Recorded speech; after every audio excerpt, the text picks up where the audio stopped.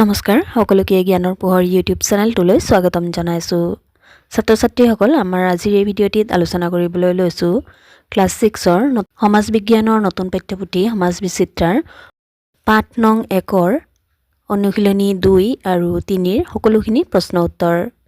ছাত্ৰ ছাত্ৰীসকল যদি এই ভিডিঅ'টি ভাল লাগে তেন্তে ভিডিঅ'টিত এটি লাইক কৰি দিবা আৰু চেনেলটো ছাবস্ক্ৰাইব কৰা নাথাকিলে সাবস্ক্ৰাইব কৰি বেল আইকনটি অন কৰি থবা যাতে এনেকুৱা ধৰণৰ নতুন ভিডিঅ'বিলাক তোমালোকে পোনপ্ৰথমে লাভ কৰা।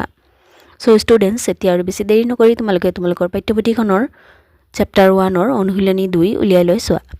ইয়াত চোৱা অনুশীলনী 2 1 নম্বৰ ছয়ত লিখিছে তলৰ প্ৰশ্নবোৰৰ উত্তৰ দিয়া। ক নম্বৰ ছয়ত প্ৰশ্ন দিছে বৃহৎ পৃথিৱীৰ ক্ষুদ্ৰ আৰ্হিটো কি?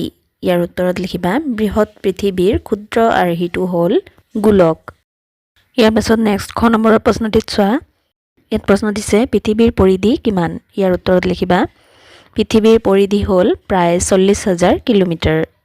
ইয়াৰ পাছত নেক্সট প্ৰশ্নটিত চোৱা গ নম্বৰত ইয়াত দিছে পৃথিৱীয়ে কোন দিশৰ পৰা কোন দিশলৈ ঘূৰে? ইয়াৰ উত্তৰত লিখিবা পৃথিৱীয়ে পশ্চিম দিশৰ পৰা পূব দিশলৈ ঘূৰে। ইয়াৰ পাছত নেক্সট ঘ নম্বৰৰ প্ৰশ্নটিত চোৱা। ইয়াত প্ৰশ্ন দিছে পৃথিৱীৰ মেৰুদণ্ড কাক বোলে? ইয়াৰ উত্তৰত লিখিবা পৃথিৱীৰ কেন্দ্ৰৰ উত্তৰ মেৰু আৰু দক্ষিণ মেৰু সংযোগ কৰি এডাল ৰেখা কল্পনা কৰা হৈছে। এই ৰেখাডালকেই পৃথিৱীৰ মেৰুদণ্ড বোলে। ইয়াৰ পাছত নেক্সট 2 নম্বৰৰ প্ৰশ্নটিত চোৱা লিখিছে পৃথিৱীৰ দুই মেৰু আৰু বিষুৱ ৰেখা দেখুৱাই এটা গোলকৰ ছবি আঁকা।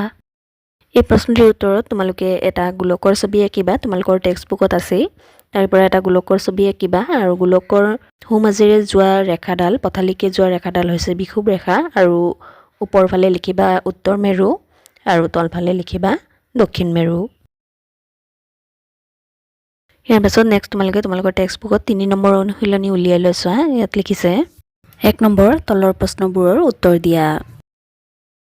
ক নম্বৰত চোৱা। ইয়াত প্ৰশ্ন দিছে অক্ষৰেখা কাক বোলে? ইয়াৰ উত্তৰত লিখিবা বিষুৱ ৰেখাৰ সমান্তৰালকৈ ক্ৰমে উত্তৰলৈ আৰু দক্ষিণলৈ কিছুমান বৃত্তাকাৰ ৰেখা অংকন কৰা হৈছে। এই ৰেখাবোৰকেই অক্ষৰেখা বোলে। ইয়াৰ পাছত নেক্সট খ নম্বৰৰ প্ৰশ্নটিত চোৱা। ইয়াত প্ৰশ্ন দিছে বিষুৱ ৰেখাৰ কৌণিক মান কিমান? ইয়াৰ উত্তৰত লিখিবা বিষুৱ ৰেখাৰ কৌণিক মান হ'ল 0 ডিগ্ৰী অক্ষাংশ। ইয়াৰ পাছত নেক্সট গ নম্বৰৰ প্ৰশ্নটিত চোৱা। ইয়াত প্ৰশ্ন দিছে সুমেৰু আৰু কুমেৰুৰ কৌণিক মান কিমান? ইয়াৰ উত্তৰত লিখিবা সুমেৰুৰ কৌণিক মান হ'ল 90 ডিগ্ৰী উত্তৰ আৰু কুমেৰুৰ কৌণিক মান হ'ল 90 ডিগ্ৰী দক্ষিণ। ইয়াৰ পাছত নেক্সট 2 নম্বৰৰ প্ৰশ্নটিত চোৱা। ইয়াত প্ৰশ্ন দিছে বিষুৱ ৰেখাৰ বিষয়ে বৰ্ণনা কৰা। ইয়াৰ উত্তৰত লিখিবা আমাৰ পৃথিৱীৰ উপৰিভাগত দুয়ো মেৰুৰ পৰা সমদূৰত পূবা পশ্চিমাকৈ এডাল ৰেখা কল্পনা কৰি লোৱা হৈছে। এই ৰেখাডালকে বিষুৱ ৰেখা বুলি কোৱা হয়। এই ৰেখাডালে পৃথিৱীখনক সমানে দুভাগত ভাগ কৰিছে। ইয়াৰ উত্তৰ অংশক উত্তৰ গোলাৰ্ধ আৰু দক্ষিণ অংশক দক্ষিণ গোলাৰ্ধ বোলা হয়। বিষুৱ ৰেখাৰ অন্য এক নাম হ'ল নিৰক্ষৰেখা। বিষুৱ ৰেখাৰ কৌণিক মান হ'ল 0 ডিগ্ৰী অক্ষাংশ। ইয়াৰ পাছত নেক্সট 3 নম্বৰৰ প্ৰশ্নটিত চোৱা। ইয়াত প্ৰশ্ন দিছে এটা গোলকৰ ছবি আঁকি তাত প্ৰধান অক্ষৰেখা কেইডাল দেখুওৱা।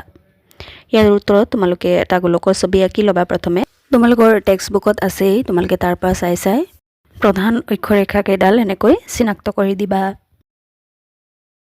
ছাত্ৰ ছাত্ৰীসকল আমাৰ আজিৰ ভিডিঅ'টি ইমানেই। ধন্যবাদ।